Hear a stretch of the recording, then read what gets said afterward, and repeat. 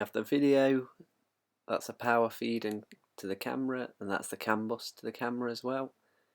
And then that's the boot release wires there. And then at the other end of the loom, we've got the CANBUS. This will go into the back of the MIB. Them two wires are the video feed that will go into the blue connector, and that's the positive 12 volts that can be fed into the back of the fuse box for an OEM look and feel. Here's the camera, so you can see what connectors go to which. So that's from the camera. So you connect the relevant part of the loom. It's quite simple to see which one it's expecting. You plug that connector in at the back, that one, and then just the video feed. That's the video feed connected, and then we've got these two wires which are the boot release, which need connecting to the original factory loom using this connector.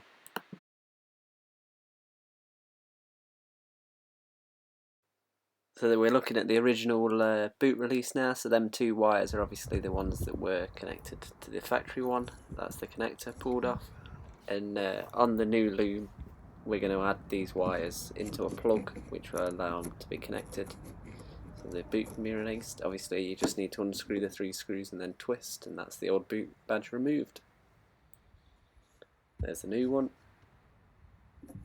So once you've got the new one in, so you can see this is the new one, you just connect the connections like shown before, connect the drain pipe, obviously make sure you do that, and then to put this connector together you just need to make sure that you get the wires in the correct orientation as they were on the original, so they're just a bit hard to push in, but with a little bit of force they do go in, and obviously you need to get them in the correct way around. They're labelled 1 and 2, so it is quite easy to do.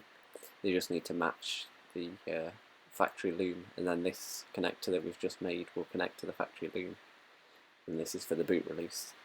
Don't be surprised if it doesn't work at this stage, because the camera needs the positive 12 volt feed in order for this to work. So this connector that's hanging down, that is the original boot release that used to plug into the logo badge, but that connector doesn't go into the logo badge, instead it connects to this part of the new loom. It is a little bit tricky to get plugged in.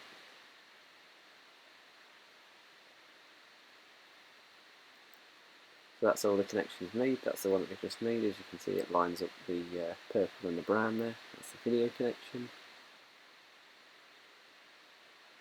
And that's it installed, and then it's just a matter of running the wire down. I've used some cable tape. It's got research flame tape on eBay. Running it down, making sure it's not going to foul any of the plastics, and then through the boot, through that bit of rubber, and then down, and then I'm fishing it out here with a piece of steel wire and pulling the wire through. This is how you remove the plastics. You can look at other guides on that, and then you just need to get the wire right the way down. I did end up removing the rear seat to enable that top bit of plastic to be removed. And this is me just taping the loom to the factory loom, and then we're at the front, and then we drop the glove box, remove the MIB,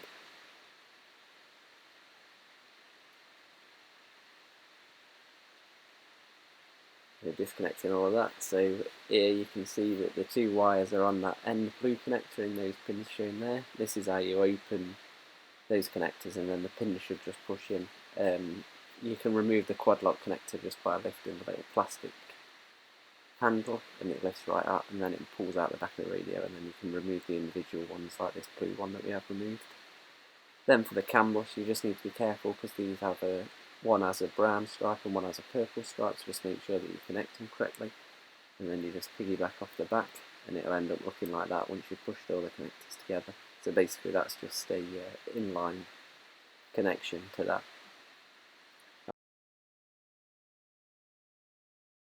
Once you've got that done, you do need to pick up a 12 volt feed. That can either be done from the back of the fuse box by putting the little connector in there. You do need to remove the fuse box to do this, which is tricky, or you can pick up a positive 12 volts. The positive 12 volt does need to be a permanent live 12 volts.